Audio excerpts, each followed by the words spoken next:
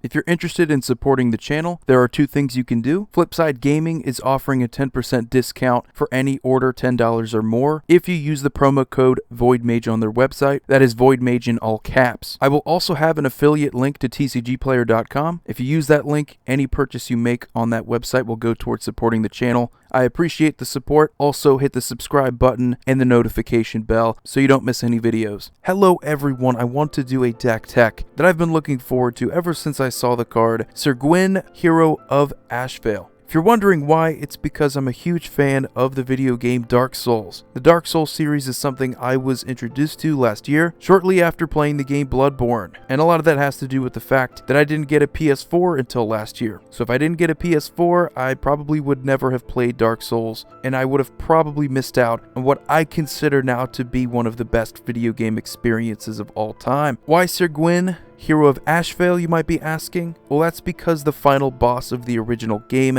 is Gwyn, Lord of Cinder. Magic the Gathering has this habit of running alongside other things in pop culture that might explain why War of the Spark was kind of like Endgame. I have my theories on the changelings from Lorwyn. I believe a lot of Star Trek fans had something to do with that. But Sir Gwyn, Hero of Ashvale is a 6 mana in Mardu colors, 5/5 legendary human knight with vigilance and menace. Whenever an equipped creature you control attacks, you draw a card and you lose a life. Equipment you control, have equipped knight 0. Well, it's perfect right off the bat, a human knight. Just the name by itself is perfect for this themed deck.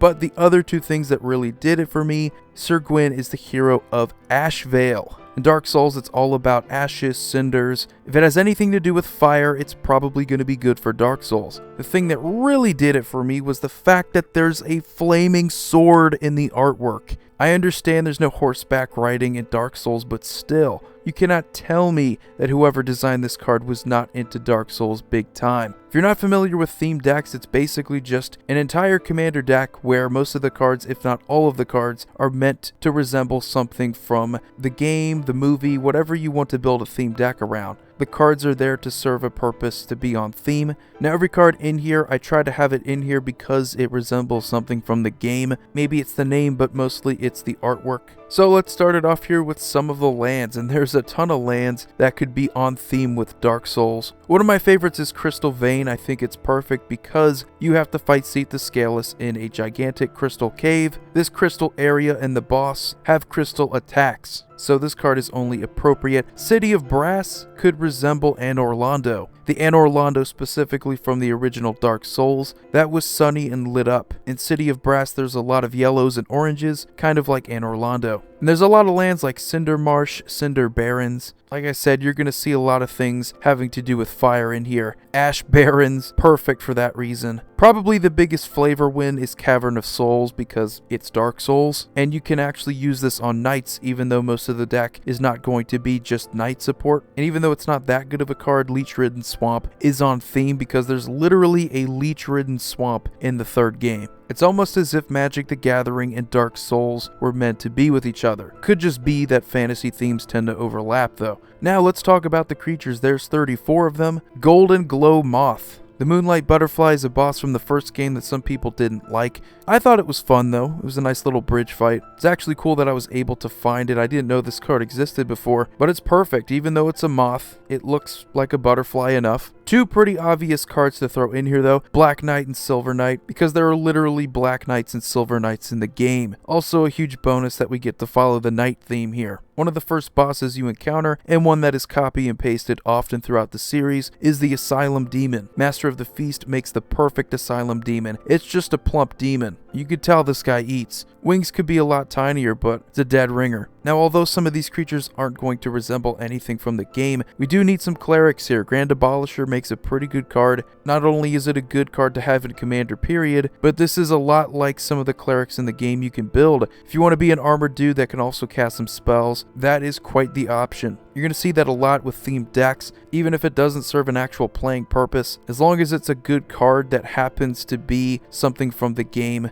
it's worth including in my book. Pack Rat. Rats are one of the most common enemies in these kinds of video games. If I have to include one, it might as well be one of the better rats you can play in Commander. Same thing for reassembling Skeleton. Bunch of skeleton enemies. They're much more intimidating in Dark Souls than other games, but it's literally a reassembling skeleton. They actually reassemble in the game as well. Really spooky when things like that work out. And although I couldn't find a crystal lizard, Sigiled Skink will have to do. It's not a crystal, but it has runes on its back. So hopefully if you kill it, you get a Titanite chunk. A theme that I think is pretty cool to have in the deck is Afterlife, and there are a few creatures I included for that specific reason. Imperious Oligarch is a human cleric.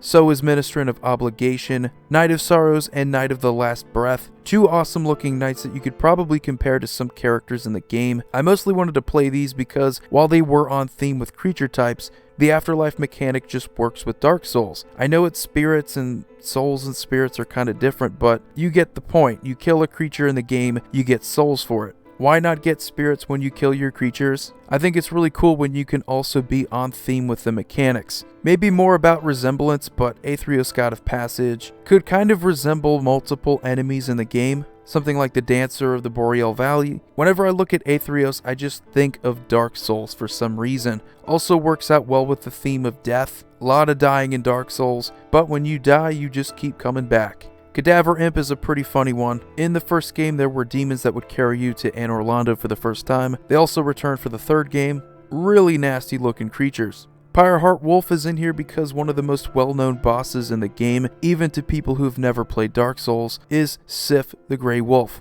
Just the image of a massive wolf with a gigantic sword in its mouth has stuck with many people. Just a very memorable boss fight. Alaborn Cavalier may not be that great of a creature, but it is a knight that happens to resemble Havel. If you've ever had to fight Havel in the first game, you know how much of a pain that can be. One of the most easily recognizable armor sets. Brian Stoutarm could literally just be any giant in the game that throws things. And one of the more intimidating creatures the first time you see it, Ilarg the Raise Boar. There are those boars in the game that have really powerful attacks and are very hard to damage. Stonehewer Giant because it does help you get your equipment, and it's pretty much the giant blacksmith in Anor Londo. Champion of Stray Souls here, just a perfect flavor win. And then there's Grave Titan, what I would consider to be Gravelord Nito, but could just be any giant in the game.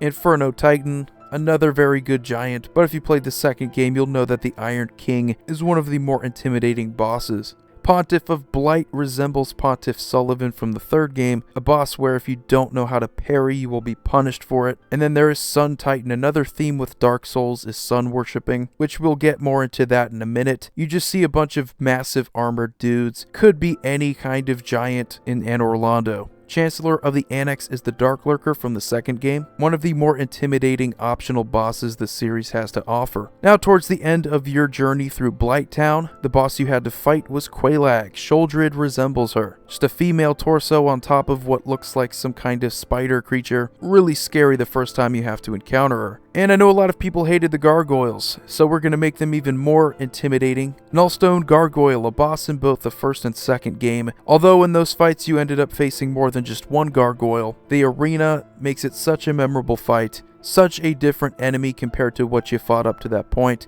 And the fact that this one counters the first non-creature spell any player plays each turn helps bring that intimidation factor to the actual game. Now we do have some really awesome artifacts. Colossus Hammer. You do kind of see the Japanese video game trope of characters wielding weapons that are much too big for them, and Colossus Hammer helps bring that to the deck. And then Elixir of Immortality. This is why I think Dark Souls and Magic the Gathering are perfect for each other. There are just so many things that resemble items from the game. This one, much like Estus, helps you survive. You gain 5 life, and you shuffle your graveyard into your library. Skeleton Key is kind of like the Master Key, that key that can help you unlock certain doors earlier. Just a fantastic thing to have if you're going for a speed run. And then there's Soul Ring. I know it might be just wordplay, but there are actual rings in the game, so it is multi-purposed. Black Blade Reforged, if you wanted to go for the Black Knight Greatsword, it is one of the better swords in the game. Ring of Valkis and Ring of Zathrid. Rings are a big deal in Dark Souls.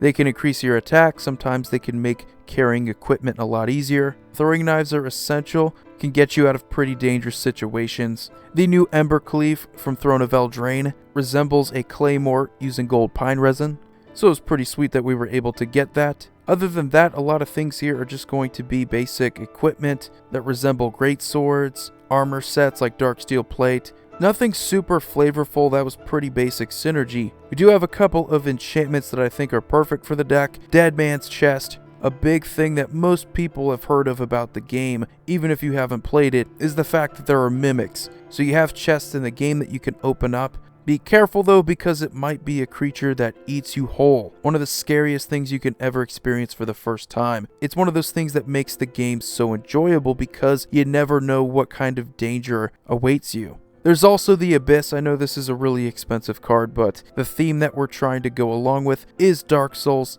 And especially in the first game, you were actually able to enter the Abyss and fight the Four Kings. Four Kings being one of the bosses I struggled to beat the most. One of the more intimidating parts of the game, in my opinion at least. Sorceries, I didn't really find that many instants or sorceries. It's kind of hard to go along with a theme, because most of it was just going off of objects, creatures, places. You don't always get that out of the instants and sorceries, but there is Bonfire of the Damned. Quite literally, because there are bonfires in the game that you can rest at, replenish your health, upgrade your character. It's just a good board wipe. It could also be a win con if you need it. Really disgusting card. We do have some Planeswalkers though. Elspeth Sun's Champion. This is what I was talking about with the sun theme, sun worship. Solaire is one of the most popular characters from the first game, and his whole thing was praise the sun. Elspeth is pretty much going to be Solaire in this deck. The sun's champion, he's all about finding his own sun. And Ugin the Spirit Dragon, he is going to serve as Seath the Scaleless. He is the traitor dragon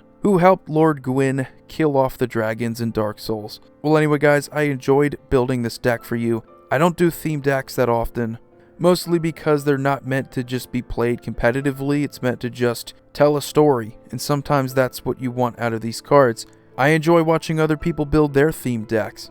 And Dark Souls is one of the easier ones to do. I think even before Sir Gwyn, I was looking at something like Elixir of Immortality, immediately thinking if I had to ever build a theme deck, Dark Souls is probably going to be the first one that I go with. And then as soon as I saw Throne of Eldraine spoilers, I knew I had to do it. But anyway guys, I hope you have a wonderful day. Void here signing off. See you all next video.